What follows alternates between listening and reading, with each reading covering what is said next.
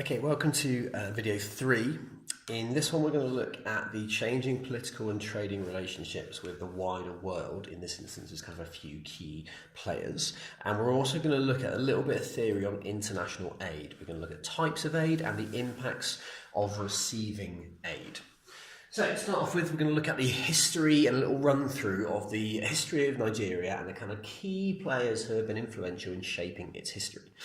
Just start off with, there's a graph here I've got, and this is of GDP per capita. Up the side there, you've got US dollars.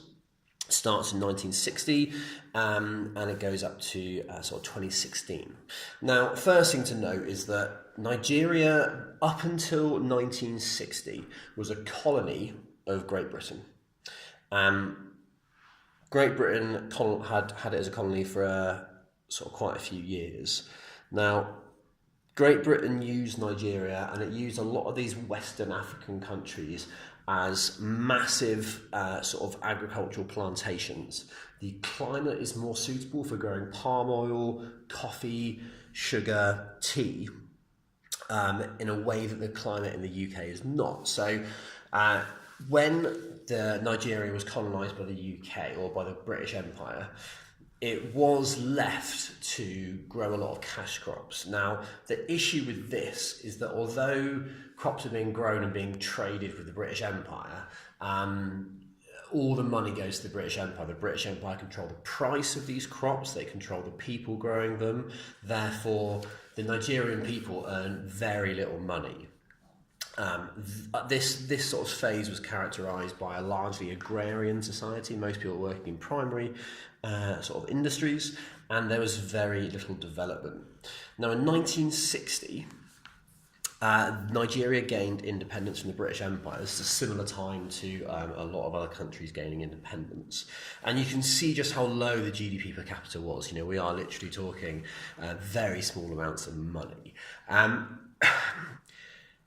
There was a few years where there was sort of what they call a transitional period, where the old colonial rules supported the transition.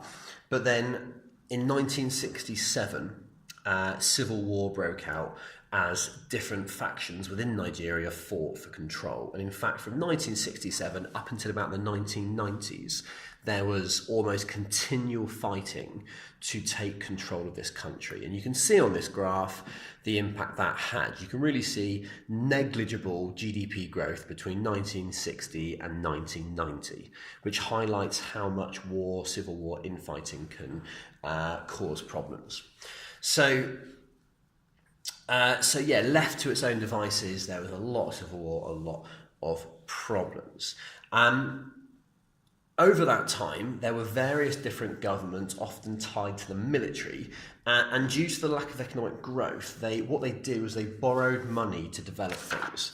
So Nigeria in the 80s and 90s was characterised by a country borrowing from the World Bank, borrowing from the United States, borrowing from the UK, and the idea was it would borrow money, it would invest it in large infrastructure projects, and it would use that money and those projects to sort of kickstart the economy. Now, because the political system wasn't very strong, this didn't work very well. But what this led to was the loans had to be paid back, and this led to Nigeria ending up in $36 billion worth of debt by about 1999. And this has to be paid back. Therefore, instead of being able to develop, Nigeria gets stuck in a situation where any money it does earn, it's being forced to pay back. So instead of economically developing, it's just paying back its debt repayments. Now, the key point here was that around about the millennium, there were the Millennium Development Goals, and one of which was one that was designed to cancel the debt of these highly indebted countries.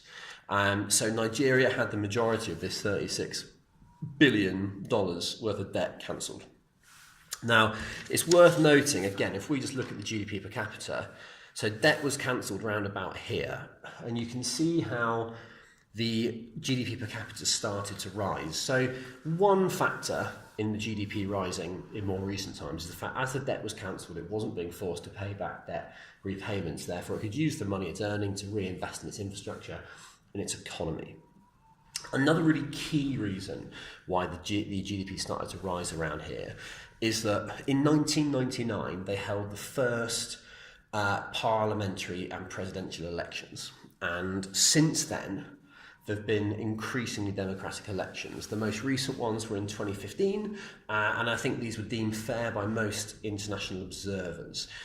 By having a stable and democratically elected government, it generally allows more investment in the country, it generally allows a more efficient use of services, it generally gives more confidence to transnational companies investing in your country, which is often the key way you're going to get foreign direct investment. This isn't to say the political system is perfect. I think it's fair to say there's a fair bit of corruption in the system, and this is going to hamper the development. It's particularly going to hamper sort of social development, but it seems to be getting better. Now, back in the 80s and 90s, a lot of more developed countries gave countries like Nigeria loans which they had to pay back, and that now is sort of considered to be a fairly negative thing. But what is happening more recently is that countries like the UK give countries like Nigeria aid. And the key difference with giving of aid is that aid is not something that is expected to be paid back. And this is really important because it means a country like Nigeria can be given aid from, say, the UK. It can invest it in something, but it doesn't have to pay it back. So in theory, it should help.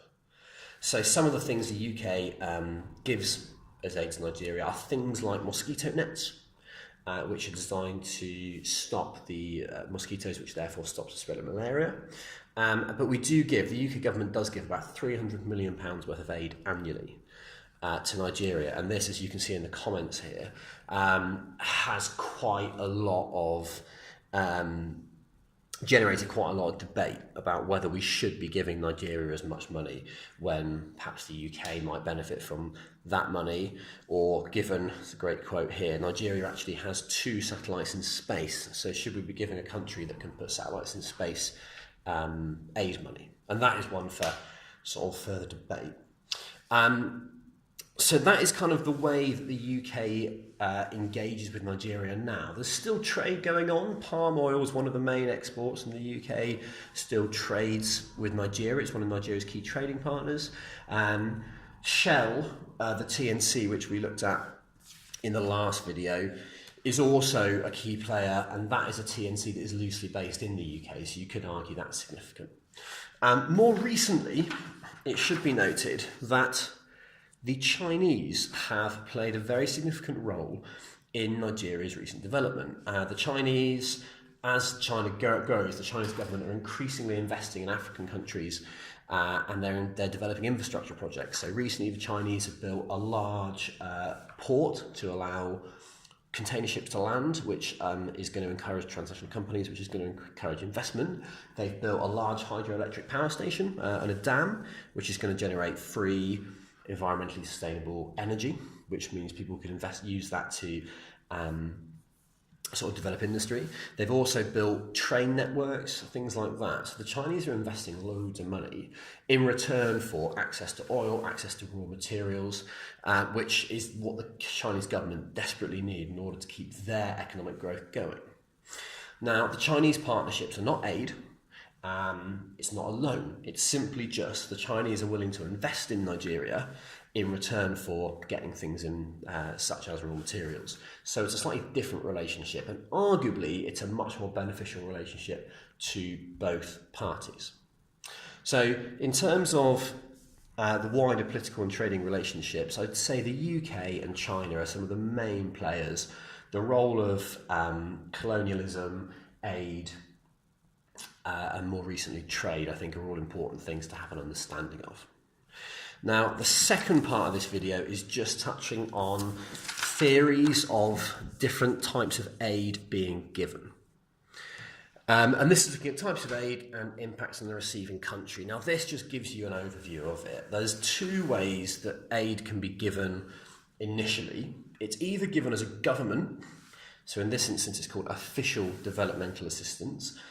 For example, the UK government has a department called DFID, Department for International Development, who give 0.7% of our entire GDP as aid to foreign countries. So that can be official. You can also have voluntary aid. So voluntary aid could be something like a school group getting together to raise money to build something or to donate something. So it can come in two ways. Now, official aid can then be given either multilaterally or bilaterally. Multilaterally is where you have multiple countries get together, all agree to fund a project or develop something, and they give it to one country. This can often be through the UN or the World Bank. This is generally seen as a fairly good thing because everyone's agreed on what should be done. It can also be given bilaterally, where one country gives to another country. For example, the UK giving mosquito nets to Nigeria.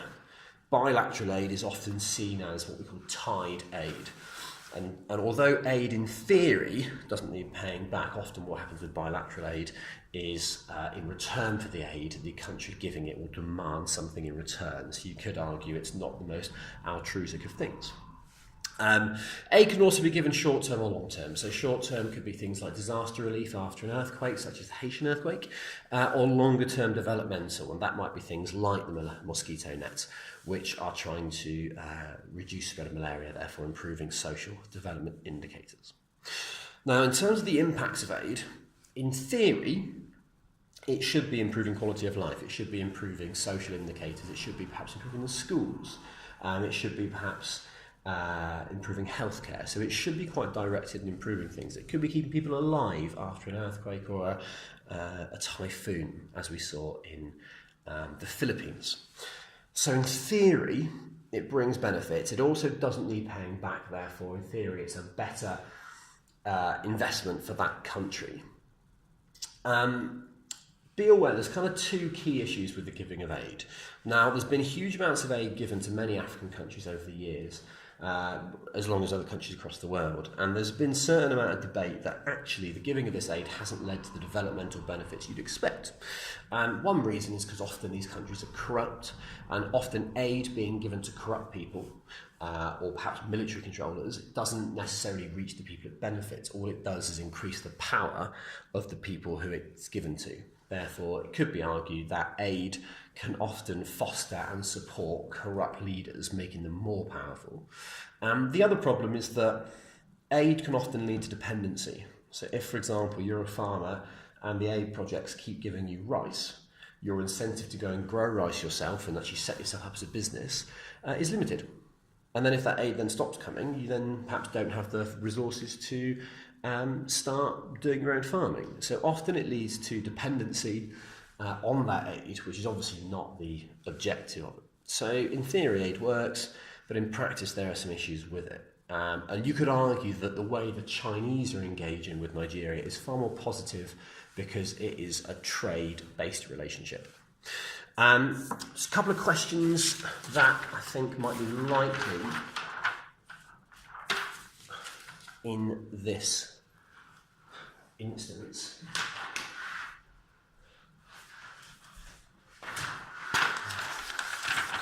If we look here,